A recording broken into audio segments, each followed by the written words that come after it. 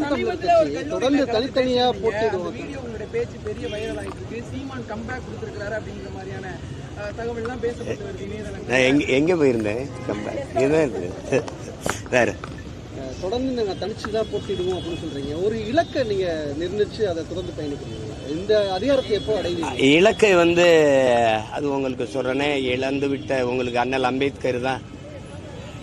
இங்கே தேர்தல் அரசியல், திருடர் பாதை, தேர்தல் பாதை, ஓட்டு பொறுக்கிகள், அதிலெல்லாம் எனக்கு உடன்பாடு இல்லை. மக்களாட்சியை ஏற்றுக்கொண்ட ஒரு நாட்டில் கடைசி வலிமை அரசியல் அதிகார வலிமை தான்.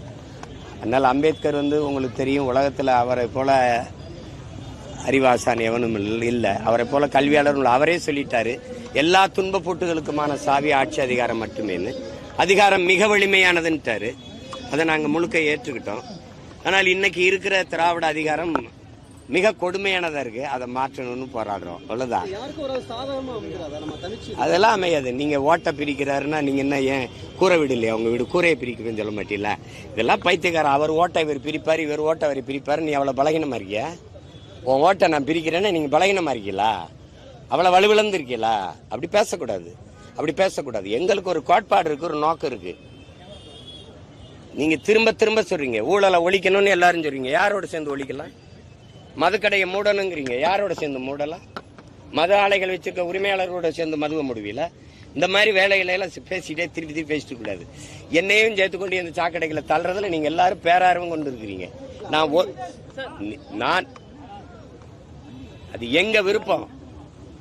நான் தற்காலிக தோல்விக்காக நிரந்தர வெற்றியை இழக்க தயாராக இல்லை. இழக்க தயாராக என்னுடைய பயணம் என் கால்களை நம்பிதான், எங்களின் பயணம் எங்கள் கால்களை நம்பிதான். அடுத்தவருடைய கால்களையோ தோள்களை நம்பி எங்கள் லட்சிய பயணம் இல்லை.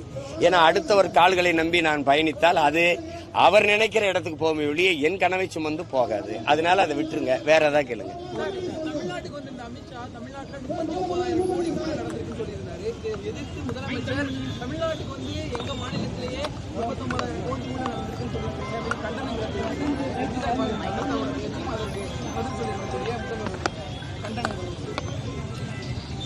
$39,000 கோடி ஊழல் நடந்திருக்கான்னு எனக்கு தெரியல. அதை விட கூட நடந்திருக்குங்கிறது தான் என்னுடைய கணிப்பு.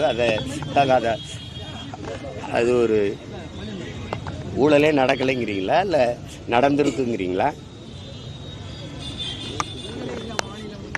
அப்படியா அப்படியா சரி ஐயா, துறைமுருகன் சொல்ற மாதிரி தான் சொல்லணும். சபாஸ் அப்படிதான் சொல்லணும். வேற ஏதாவது சொல்லுங்க.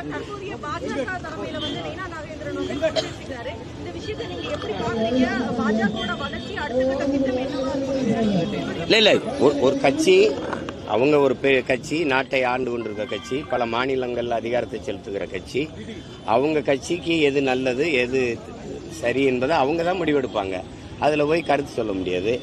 அவங்க புதிய தலைவராக ஏற்றுக்கிறதுக்கு நம்ம வாழ்த்து சொல்லணும், அவ்வளவுதான். வாழ்த்துக்கள் சொல்லிட்டேன், அவ்வளவுதான்.